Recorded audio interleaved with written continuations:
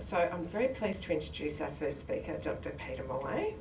He practices as a consultant haematologist at the PA and heads the myeloma and amyloidosis service at the PA Hospital in Brisbane. He's very distinguished, runs one of the few clinics in Australia dedicated exclusively to the care of patients with myeloma and amyloid. So, you're welcome.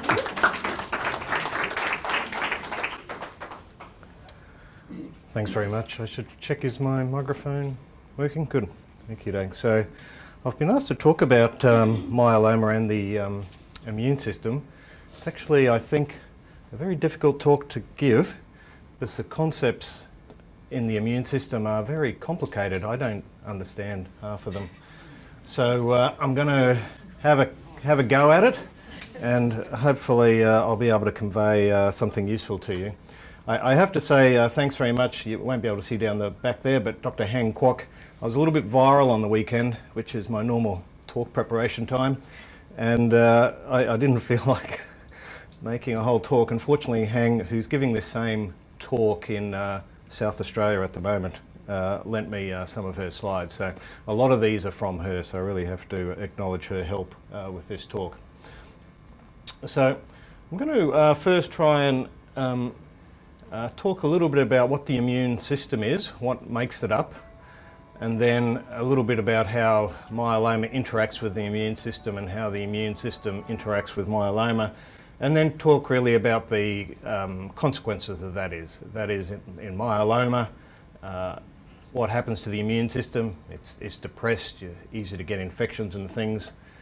And then finally on how, in fact, we can harness the immune system to attack myeloma. But after about 3 decades of, I wouldn't say fruitless, but a lot of research which didn't have a lot of impact clinically, just in the last 5 years there's been a lot of progress in this area, not just in myeloma, but in all cancers. So, firstly, back to school. Or for those who didn't do biology at school, this will be a first time learning experience. So here's this guy, Paul Ehrlich. He was very interesting guy back in the turn of the previous century. He's the first guy that used antibiotics successfully. It was to treat syphilis, and in fact that's where the word chemotherapy comes from. He named it. He discovered how to make anti-serum to tetanus. He's the guy that worked out how we can find organisms and view all types of blood under the microscope. He developed the stains that enable, so, you know, German physician, hematologist, immunologist, microbiologist, did it all back then. But he, back then, postulated, it was known the immune system was important in defense against infection, but he in fact postulated that it could be important in treatment of cancer. And he had none of the tools we have these days. But I'll come back to him a little bit later on. He recognised the immune system, not just infection, but maybe involved in tumours. So what is the immune system? It's the body's defence against a variety of things. It's important against disease-causing organisms, so infections like bacteria and viruses. It's involved in the body's defence against malfunctioning cells, for example, infected cells or cancer cells. It's important in keeping control of. And it's involved in other foreign particles, so pollen, you know, which can be annoying.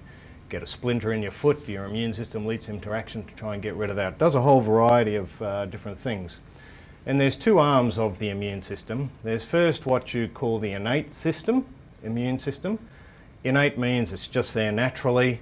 It's like shoot first, ask questions later. It just gets in there. If something looks foreign, it just tries and attack it, no matter pretty much what it looks like. The adaptive immune system is a secondary line of defense if that first attack sequence doesn't work, and that's got specific targets. So the adaptive immune system will only attack something that's got a very specific marker on it. It won't just sort of kill anything foreign.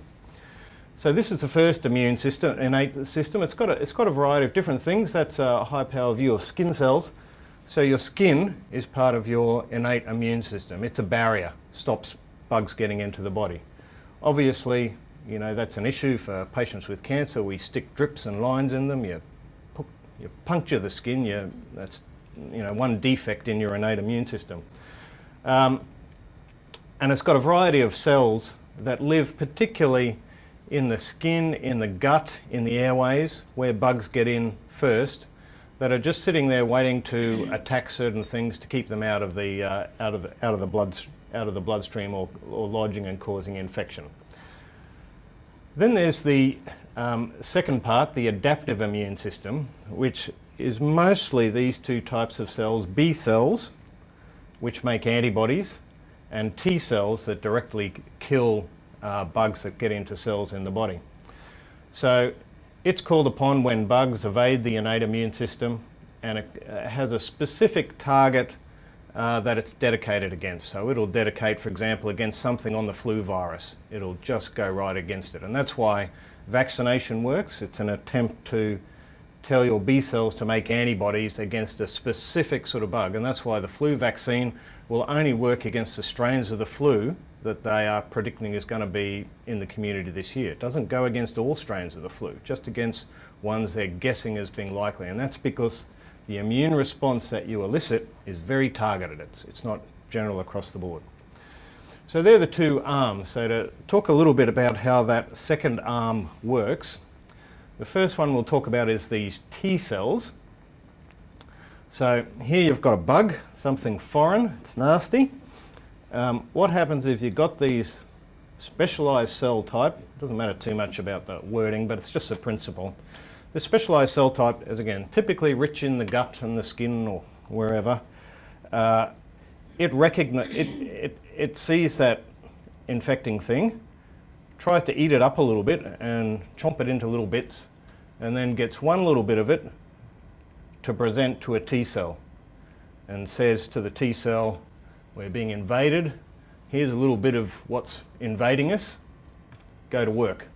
So the T cell replicates the one that matches this one, and then it produces a variety of chemicals, they're called granzyme and perforins, which attack the infecting cell and kill it. But it'll only release those chemicals if it meets the target that it's been primed to attack. It won't just do it for anything. So there's two types of these T cells. In fact, there's these cytotoxic T cells. These are ones that do the damage. They're the killer cells. They kill cancer cells, cells infected with viruses, damaged cells. And then there's another type of cell, it's not illustrated here, but it's called a helper cell. And it provides a little bit of positive feedback to get these ones ramped up. And it also helps your B cells make antibody. So they're all related. The B cells are the one that produce antibodies. So this is a schematic of an antibody. And for those of you who have looked at your myeloma protein or read anything in detail about it, it's got this structure as well. So it consists of two heavy chains joined to two light chains. This is the end that can have millions of different possible things, so that it can target a whole heap of different bugs or bits of bugs or whatever. So this is a bit that binds to the antigen or the bit you want to get rid of, for example, on an infection, a bacteria or something. And this is the end down here that tells the immune system, attack what I've bound onto. So the plasma cells come from B cells, and the plasma cells are the professional cells specialised in producing antibodies. So here you've got the bug. The T cell has been told to help the B cell make antibodies specifically against that bug. Those B cells proliferate and produce the plasma cells. The plasma cells then make bucket loads of this antibody. And then that antibody can attach onto the bug, and that alerts your immune system, here's something, it's got an antibody on it, that's not good, you gotta eat it.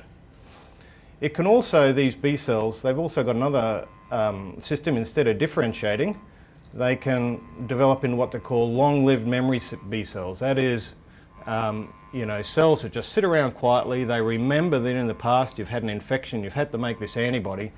And the advantage of these is that if the system's stimulated again with the same bug, these can ramp up really quickly. Whereas this process takes a little while. So it's a way that your immune system remembers. This is why if you've had chickenpox as a child, very uncommon for you to get it again, that sort of thing. So if you had an infection before, you've got some defense against it. So what about antibodies in cancer? So normally this is what you'd like to happen. B cells make antibody that would fight cancer sort of target. And what can happen once that antibody is bound onto the cancer is there's a variety of ways your body can get rid of that. So once the antibody's on here, there are sometimes antibodies, once it just by binding can kill cells, but typically it tags it so that then one of these other cells of the immune system can recognise and get rid of it. And this could be what's called a macrophage. That's like the Pac-Man type cell of the body, just chomps up things. It can be these things called natural killer cells. Just by its name you can see they're involved in killing things, and it recognises the end of this antibody. Or it can be this other system, which is soluble factors floating around in the blood, that if an antibody binds, they'll then come and punch holes in the infected cell and can't live with holes in it. So there's a variety of ways in which the antibody tells your immune system get rid of this thing. So here we are in summary of the immune system. So some microbe, infection, abnormal cancer cell or something, is taken up by these antigen presenting cells. It breaks it down into little pieces and then says to your T cells, here's this little piece, make an immune response against it.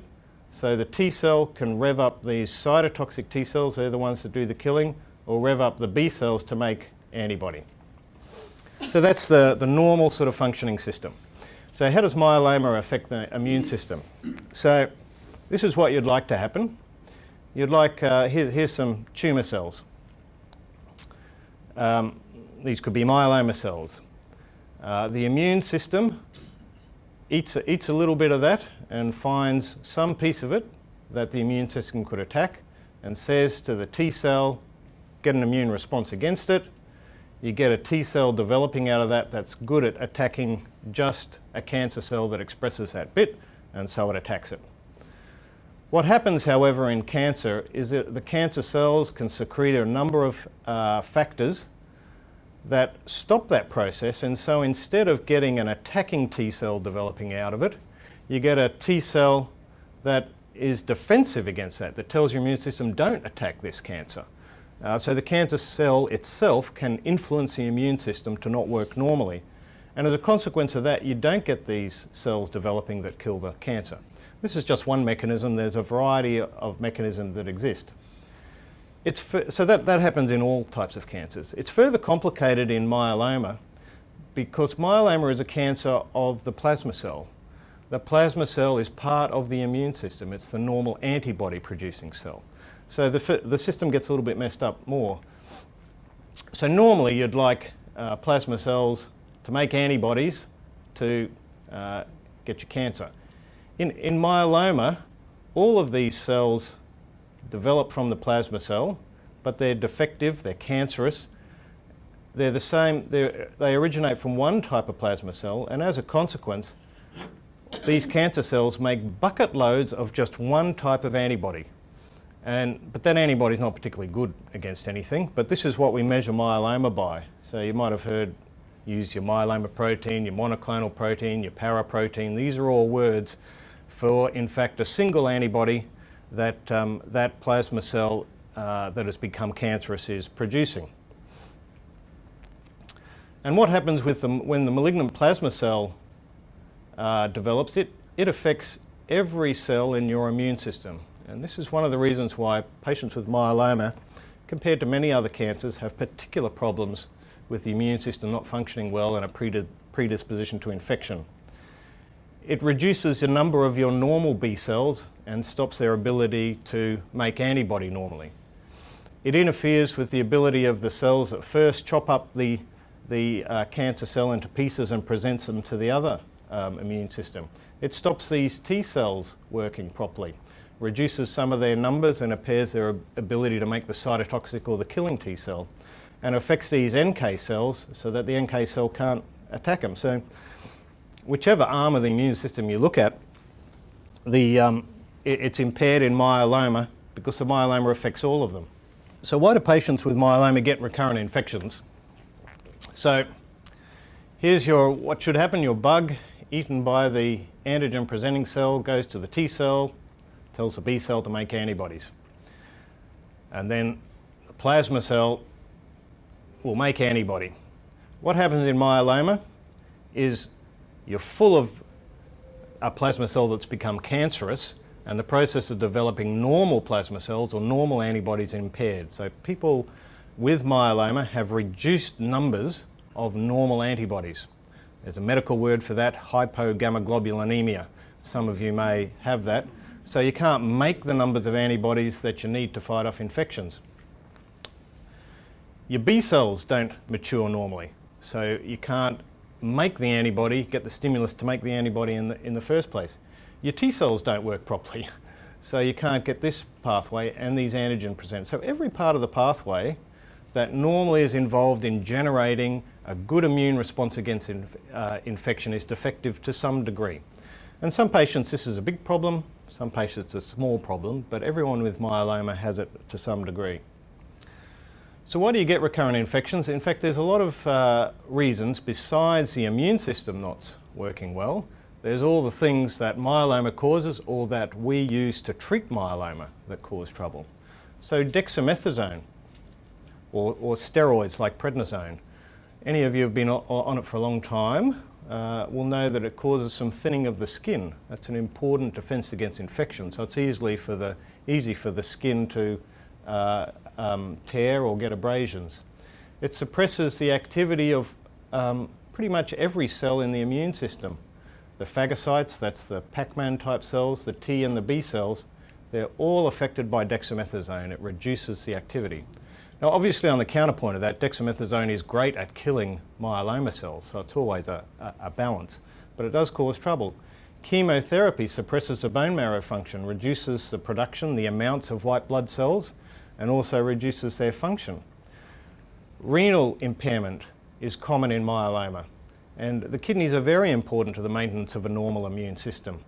Plus infection leads to dehydration, I've missed a H out, which leads to more renal impairment, so you can get in a cycle easily with infection in myeloma because of kidney problems. Bone pain is an issue, particularly if it's in the chest or at the back, because if it's in the chest or the back, you can't cough properly.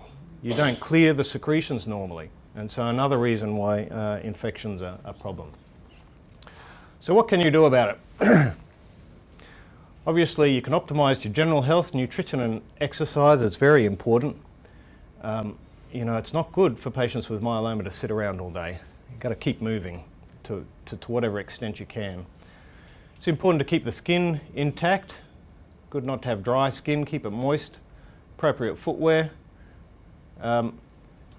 You know, you have to live your life still. So, you know, if you love fishing, you know, go and fish, and you know you're going to get a hook in you every now and again. You got to have balance in these things. You don't want to put yourself in a bubble. Breathing exercises, particularly if you've got, as I said, any chest pain. Reduce exposure to bugs in the first place. These are just common sense things. Hand washing, good personal hygiene. You know, hygiene when you're preparing food. You know, reheat food if it's been sitting around for ages. Avoid direct contact with people with active infections. Now, to some degree, if your family's got an infection, you can't avoid it. But, you know, if someone's coming to visit and they've got a cold, just tell them to come when they're better. So, particularly if you're on, you know, if you're on treatment at the time, it's particularly important. Early presentation to your doctor if you've got an infection. This is important. If I get a flu-y thing and fever, I'm not going to go to the doctor. You know, I'm just going to wait it out, go into my man flu mode, lie down, groan a little bit for the wife's benefit. But if you've got myeloma, you can't do that. You know, you have to get promptly to your doctor, because as opposed to the general community where you like to restrict antibiotics, because in fact everything's normally a virus, it's very easy for patients with myeloma, because of their defective immune system, to develop bacterial infections. So the threshold for antibiotics is much lower in someone that's got myeloma compared to someone that doesn't. There are other things. Sometimes patients have very low levels of antibodies, this hypogammaglobulinemia, and if you're getting recurrent infections with bacteria, not viruses, but bacteria, then sometimes these monthly infusions of immunoglobulins, known as IVIG or Intragam, there's a variety of them, but they're pooled antibodies from the general population, so you're getting someone else's antibodies to supplement your low levels, reduces the risk of infection.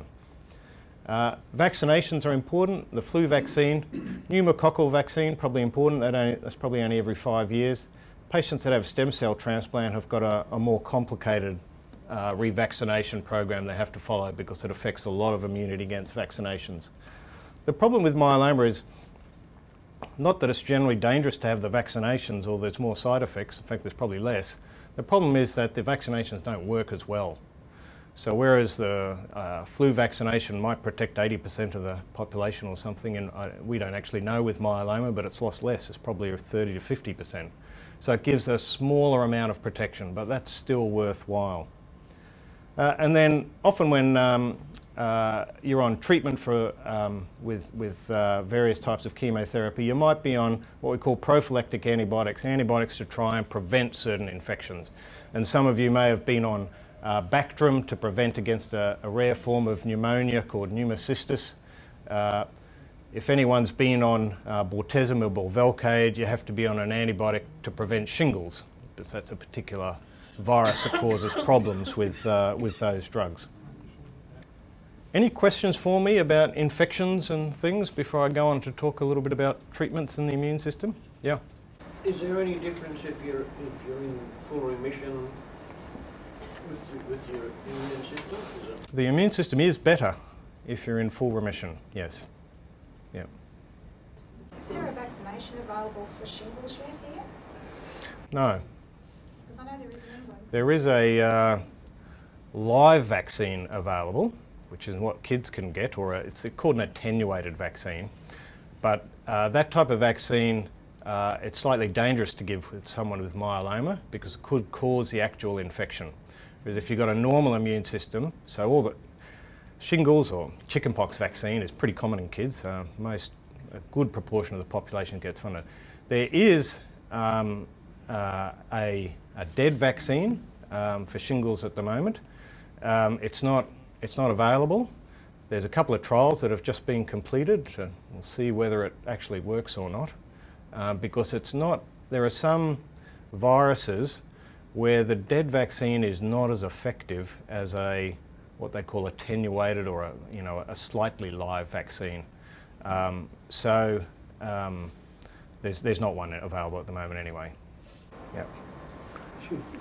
Should somebody with myeloma get flu vaccines more often? For example, my wife has actually had one this year. Would it be worthwhile getting another one? Given the fact that no, we don't advise getting two, but having said that, we don't know. Two probably would be better than one, but we don't actually know. So, and it's often better not to have a second follow-up vaccine straight after the other. So, there's a lot about myeloma and vaccination that we don't know. It hasn't in fact been well studied. So what we do know is the vaccines don't work as well in patients with myeloma. But the problem is the vaccines are constantly changing. Even the pneumococcal vaccine, changes every few years. It's much better now. And so the ones that were studied 5, 10, 15 years ago, that data's out of date. And people don't always keep doing the studies to know how good the vaccines are. But I think as a generalisation, you could say it's not going to provide the same degree of protection as it would someone with a normal immune system. That's not a reason not to have it, I don't think, but I think it's to acknowledge that it's not going to provide as good a protection. Wouldn't your immune system and its antibodies be trying to fight against the flu vaccine, etc., because it's no, it's not. No, they don't fight against it. It's just that it doesn't respond as well to it.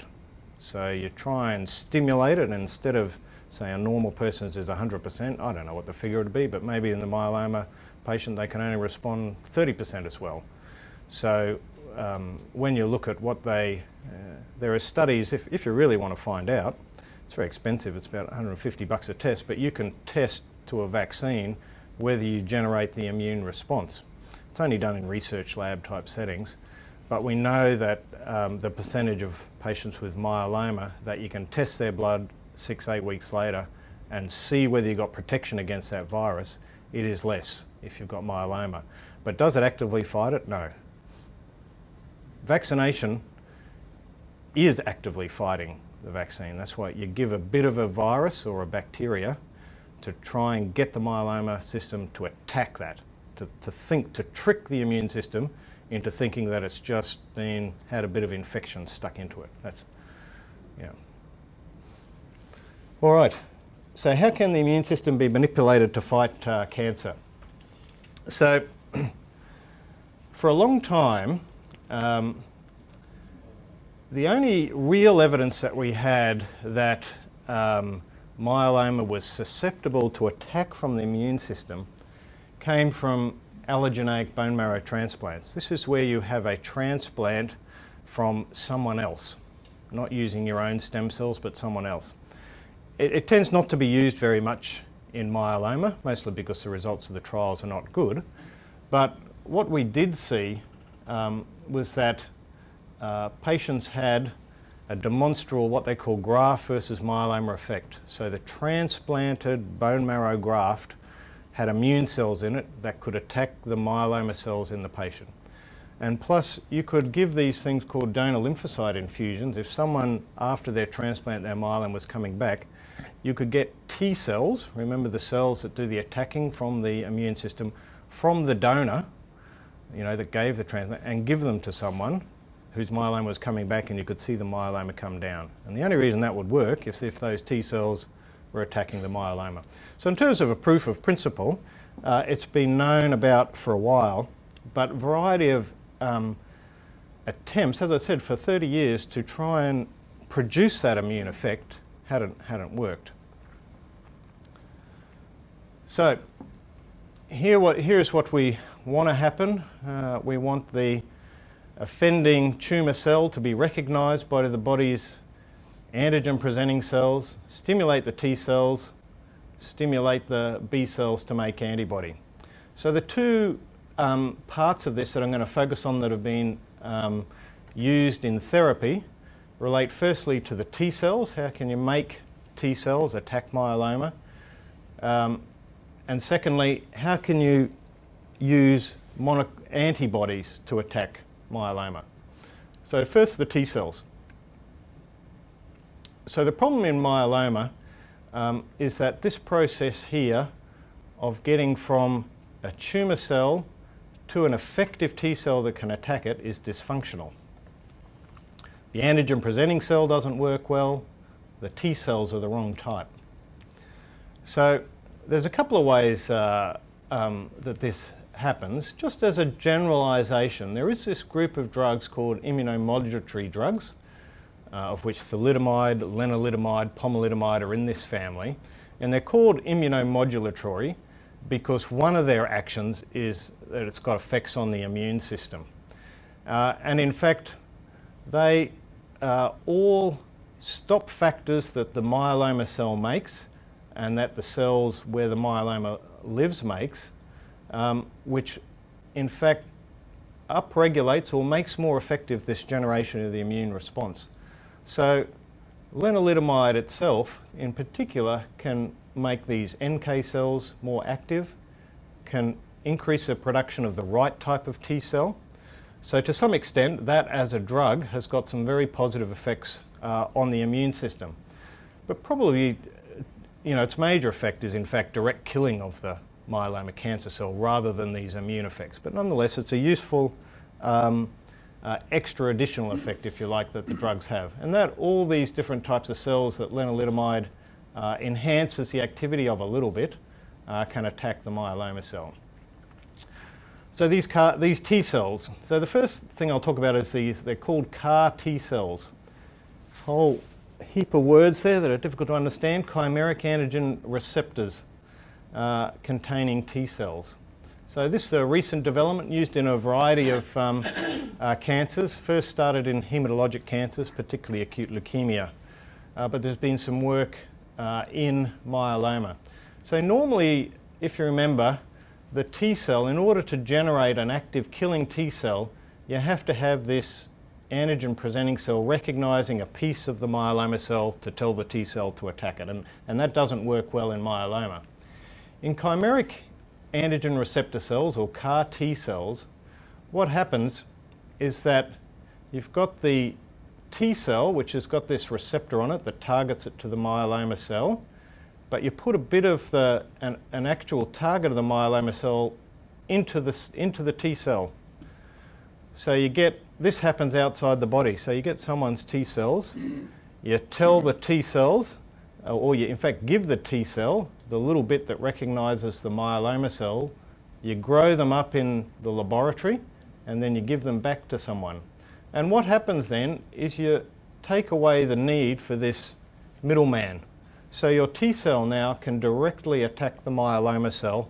It's got things around it that tell it this is your target. So you've manufactured this cell, if you like, to attack the myeloma cell. So the first human trial was presented in the American Society of Hematology meeting December last year. So fairly new, and people were excited about the results because responses were seen. So this is what happened. Patients with advanced myeloma had to have at least 3 previous treatments and no good treatment available. Got a small dose of chemotherapy. This is necessary so that these T cells that you put in are not rejected immediately by the body. And then these CAR T cells were given. They were, the bit that they'd put in them was part of the surface of myeloma cells, a molecule called BCMA. So this is what the cells are directed against. And there's very little BCMA expressed in any other part of the body besides on myeloma cells, because you don't want these cells attacking your heart or your kidneys or other parts of you normally. And this generated a lot of excitement, but I just, as a cautionary note, I will remind you that just because something works in an early trial, it doesn't always mean it's the bee's knees. You hear about breakthroughs in cancer every day in the media. This one, for example, they presented 12 patients, and the ones highlighted in red are the ones where there was some response, partial response. But look here, it lasted for 2 weeks. I'd say that's a useless treatment if it lasts for 2 weeks, but nonetheless, I'm going to present a bit of data about these 2 down here that had a very good response that was a little bit longer. But bear in mind, this is 12 and 6 weeks data. So this is 1.5 to 3 months. This is not what we need for myeloma breakthrough. So yes, it's exciting, but is it, it might turn out to be the bee's knees, but it may not be. You've got to realise the other 9 patients didn't respond at all. So here's this patient 10, he had 3 different lines of treatment, really nasty myeloma. So only 3 months after his transplant, he had 90% of his bone marrow replaced by myeloma. So very aggressive, nasty disease. And I'll just focus on this one on the right. This is a graph of his myeloma protein. You say day 0, he got these cells here, the myeloma protein comes right down, completely vanishes. His myeloma's gone into complete remission. So no doubt that is the response you want. Also got very sick. I won't go into this, but there's a particular problem where you give these cells where you induce an intense inflammatory syndrome. This patient had 5 different types of treatment for his myeloma before he came on. And again, you can see this is the protein, the myeloma protein responding, this time over about 3 weeks, but a very good response, and that's been out to 3 months so far. Just to illustrate that graphically, just take it that purple or pink is picking up myeloma cells in the bone marrow, and here it is 4 weeks and 8 weeks later, it's just, there's no myeloma there left anymore. So certainly it can clear these treatments. There is no doubt that in the patients that they work in, it can clear a lot of myeloma cells. How long it lasts for, whether the side effects are worse, that we'll have to wait and see. But anyway, it does show in principle that this treatment can work. Doesn't seem to cause direct organ damage, but does cause this very nasty inflammatory syndrome that you can get very unwell with. Anyway, they conclude that it represents a promising new treatment for myeloma, and we'll hear a lot more about this over the next 5 years, I think. The second type of T cell I want to call about is called a BiTE cell. So, bispecific T cell engager, a BiTE. So what this is that you get 2 antibodies and you join them together. So what you do, for example, imagine this is a myeloma cell and you've got an antibody that would normally attack it. And then you've got an antibody that can bind to a T cell. So wouldn't it be good, in order to get this cell next to this one, to take this bit that binds to a T cell and this bit that binds to a tumour cell and join them together. So that's what they've done to form a so-called BiTE antibody. So you've got this bit attacking the cancer, this bit bringing the T cell right next to each other so the T cell can then do it. So that's what happens. You get these things that bring a T cell right next to a tumour cell and tell the T cell kill what it's bound to. So as of yet, we haven't got any clinical results, but we know from work in the laboratory that it does physically bring a T cell. Here's a little T cell, here's a myeloma cell, right up next to the cancer cell and kills them in the test tube. There's been a bit of work where a mouse with myeloma has been given these cells and it can cure the mouse's myeloma. So again, no trial results yet, but we'll have them again in the next few years, I think. Another promising approach to bring the T cells that kill cancer right next to the relevant cancer to try and get it working. Okay, so that's a bit about T cells. Next, we're going to talk about how we can harness antibodies to treat myeloma. So one of the problems with myeloma is that instead of the normal numbers of antibodies that you've got, there are reduced numbers. We've talked about that in relation to infection. Plus, the cells that are supposed to kill the myeloma cells in response to that antibody don't work as well as they should. So what's been developed is some antibodies that bind to things that are expressed only on myeloma cells and not on any other cells in the body. And that way, it's like giving a signal for your immune system, particularly these natural killer cells, to come in and attack that cancer cell. And there's a couple of markers on the surface of myeloma cells. One's called CD38 and another's called SLAMF7, that antibodies have been developed against that bind onto these. So two drugs that's been developed in a fairly late stage of clinical trial. One's called elotuzumab, the other's called daratumumab. There's a heap of others as well, but these are the ones in the furthest clinical development. Again, both recently approved in the USA. It's been an exciting time in the US with 5 new drugs for myeloma approved in the last year. And 2 of them were these antibodies. They will make their way to Australia, but we've got a health system that demands cost effectiveness. That is, it not only works, but it's not a horrendous price to get that benefit. And so inevitably, things take a little bit longer to get here. So this first one, elotuzumab, it's a very interesting antibody. Because it binds not only to the myeloma cell, which express this SLAMF7 on the myeloma cell, but it also, these NK cells have got this SLAMF7 on it. But when the antibody binds, it doesn't kill that NK cell. It in fact tells that NK cell, get going. It revs it up. So this antibody works by 2 different ways. One, it tells the NK cells to get going and kill something, and it binds to the myeloma cells so that the NK cells are targeted to it. So it's got a dual mechanism of action. In fact, though, it doesn't work very well when you just give it by itself. In fact, it works well when you give it with lenalidomide that's got this, that's one of those other drugs I talked about that's got a slight stimulating effect on these NK cells. And so this large trial was published recently. It's called the ELOQUENT-2 study, where half of the patients got lenalidomide and dexamethasone, or Revlimid and dexamethasone, and the other half got the same drugs plus this antibody given through the drip.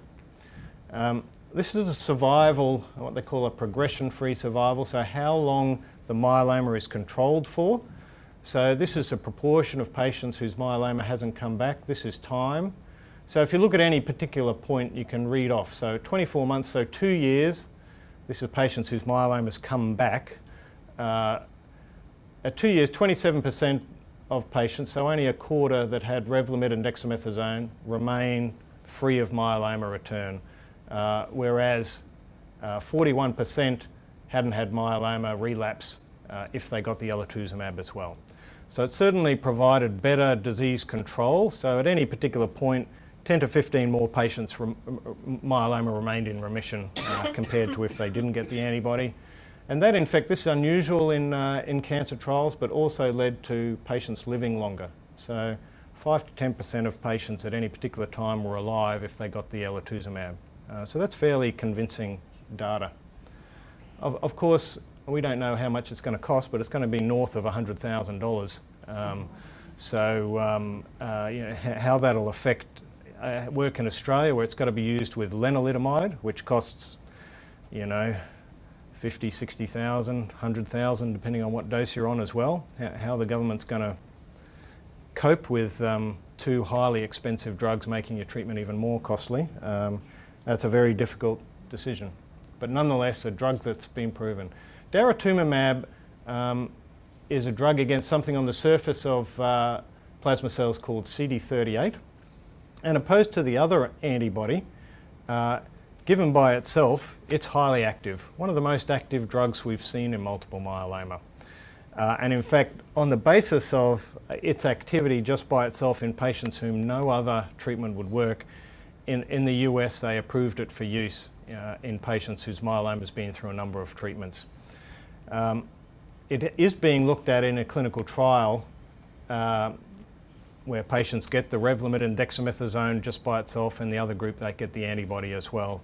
And those results will be presented for the first time later on this year. So we'll know whether the promise of it actually turns out to truly be effective. Over 100 years ago, Paul Ehrlich conceived that the immune system can protect against tumour development, and it's only taken another 100 years to in fact be able to bring some of that potential forward. There's no doubt the immune system is a very powerful tool to fight against cancer. We've seen that particularly in some of the drugs in melanoma, the disease that everyone with myeloma gets confused with, but the skin cancer problem. Stimulating the immune system in that condition, even if it's spread widely, is highly effective treatment. And in fact, those drugs are so effective they've been approved and funded in Australia. The question though is how to wake that sleeping giant, your immune system, against to fight off myeloma. And there's no doubt, I think, that at last some genuine progress has been made. So thank you.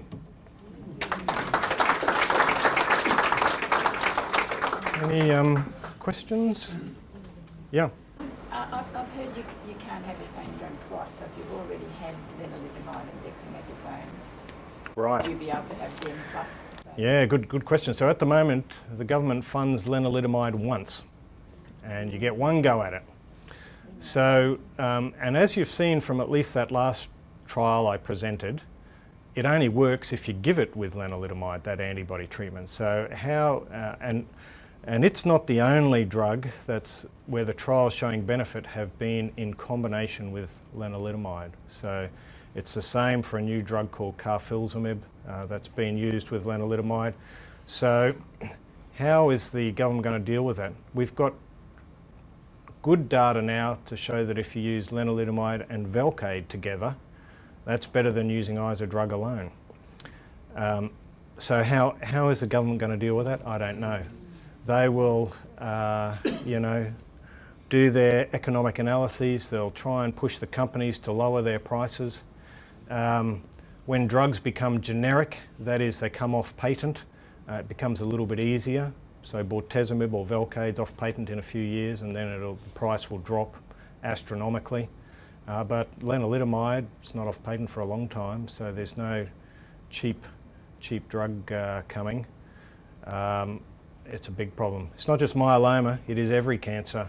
All of these drugs that stimulate the immune system, antibodies, they are all 100,000 plus. So It's going to be, and these drugs, these antibodies, they keep going until your myeloma relapses. So this could be, 5 to 10 years of treatment. So that could be $1 million worth of treatment. So how are we going to cope with that? Very difficult questions, and I don't have the answer. But and then the government's got to weigh that up against care of someone with dementia, or care of some small child with a cancer, or rehabilitation after a broken hip. I mean, how do you weigh all those things up? And then they've got to balance health against defence, and there's only so much money in the Australian economy. It's not a simple question of because it works, everyone should have it, because you send if you had every drug available, you could use the entire GDP on it. So how are we going to cope? I don't know. Got to make those decisions. Yep.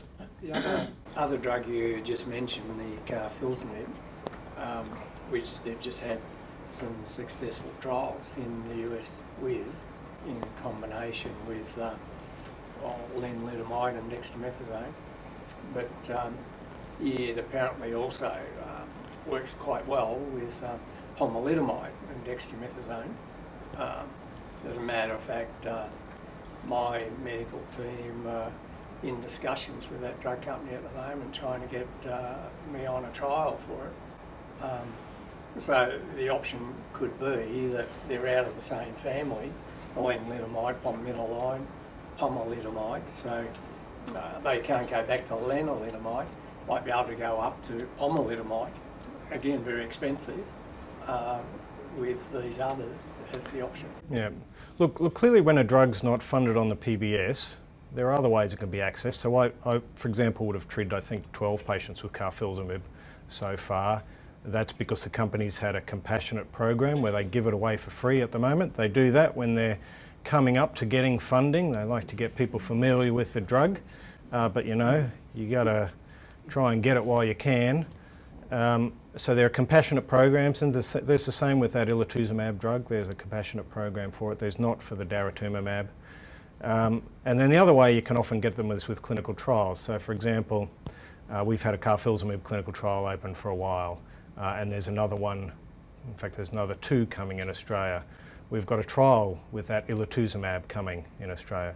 We've got a trial with pomalidomide and ibrutinib. That's another new agent haven't trucked on. So the other way you can make sure your patients have access to drugs is have access to clinical trials.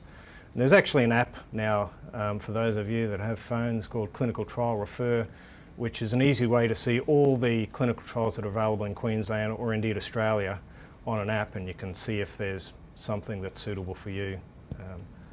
So there are big centres in Brisbane that, for example, all have clinical trials open in myeloma, and it's a very useful option.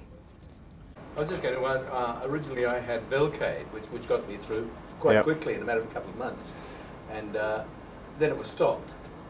The government said, no more, thank you very much, that's you. But I was under the impression, and I don't know how I got it, I think it's my oncologist told me this, that there was some that had been kept over, as it were. So if necessary, I could go back onto what was left. Would that be feasible or not? So it'll probably depend how long it's been and whether someone notices. So these drugs are administered under what's called a highly specialised drug program, which is what that really means is a highly expensive drug program. And so what happens is, as opposed to most other drugs where no one's particularly monitoring the usage of these drugs is monitored. So the doctor has to have a special authority number when they write the script, but then the pharmacy also has to go through a process to dispense that drug as well. Whereas that second step doesn't always happen for most drugs. And so, it's possible, for example, that if someone notices that a script from 2 years ago is attempting to be used, that I think there'd be a high chance that that would be No, pulled up. there were 10 doses left, and I thought, oh, that's good. Yeah, it depends how much time. You know, I suspect if it's look, I don't know how they actually police them, but I imagine if it's used with a break of only a few months, they wouldn't take any notice, because it's often the case that someone can get unwell and can't have some treatment for a while, and then can be restarted when you recover from illness. So it's all a bit. Velcade's not such a big deal, because if you responded to it before and it works for more than 6 months, you can get it again. So you can in fact have multiple goes at Velcade. Oh, well, that's probably what. But lenalidomide at the moment, just one go. I mean, lenalidomide's about to be approved for initial treatment of patients who are not eligible for a transplant. And that's going to throw the cat in the pigeons, because if you use it up front, then presumably, we still haven't seen the wording, but presumably you're not going to be able to have a second crack at it down the track. So I don't know how that's going to work out.